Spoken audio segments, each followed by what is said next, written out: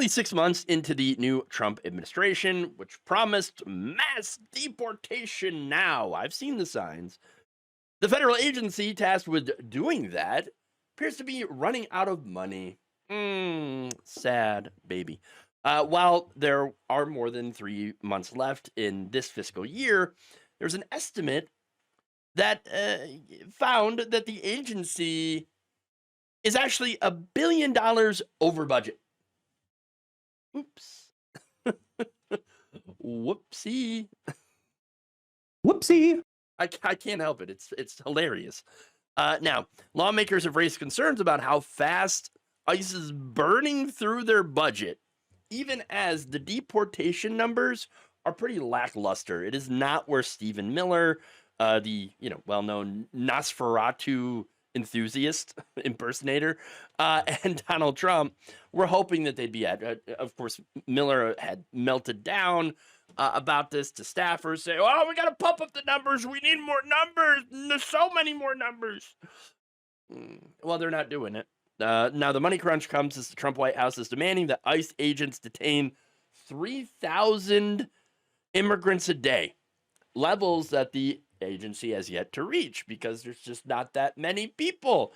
They want to claim that it's criminal alien. There's not that many criminal aliens in the United States. There are seamstresses, there are construction workers, there's farm workers, people that are here legally, that have that have their visas, that have their paperwork, they're going to their immigration hearings.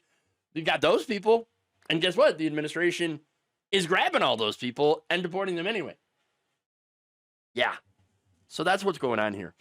Now, this, of course, is leading to the possibility of Donald Trump seeking out additional money from other agencies. Just taking it from other agencies to try to support his mass deportation force. Lawmakers have stated that the department responsible for ICE, DHS, overseen by Secretary Kristi Noem, could actually be in violation of the law if it continues to spend at its current levels without more funding. Now, that said, Trump's big nasty bill contains about $75 billion meant for ICE just for the next 5 years. Now, of course, I'm sure that will only end up being a fraction of what they would need to try to deport 11 million people. Okay, the undocumented immigrants currently in this country, which, again, all that money, it's a bit ironic because this administration's like, we want to save taxpayer money by blowing a whole bunch of taxpayer money on useless deportations. Okay. Yes. Now, the reality is, of course, they do not want to save taxpayer money.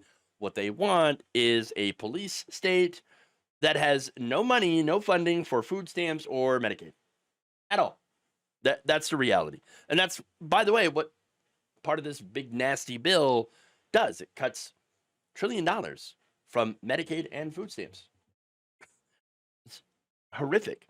Now, Senator Chris Murphy of Connecticut, who's the top Democrat on the DHS Appropriations Subcommittee, said Trump's DHS is spending like drunken sailors. I don't know why I said it that way, but anyway. Now, here is the thing, though. If the big nasty bill ends up passing, which it has to go through the Senate and then come back to the House if there are any changes that are made. Okay, if it does not pass, what can Donald Trump do? Well, he could declare another BS emergency. Yep, because, it's not like we don't have situations where Trump has already declared BS emergencies. And they are BS because they're not actual emergencies. And by the way, while he's making up fake emergencies, he's actually ignoring real emergencies. Like, some of the stuff where these states like Arkansas, Missouri have been hit by massive storms. Now we're in the middle of hurricane season. So that's going to be another actual real emergency disaster. But he is completely ignoring those. Okay, no, you states, you can handle that. No, I'm actually just going to do the real emergencies. And by real, I mean the ones that I just made up in order to get money to basically be horrific to immigrants. And that's really it. Okay, sure. Now, still in 2020, he already did this. Used that measure to pass a $4 billion, to use $4 billion of the Pentagon's money to fund his ridiculous border wall. So, very likely that he could do this.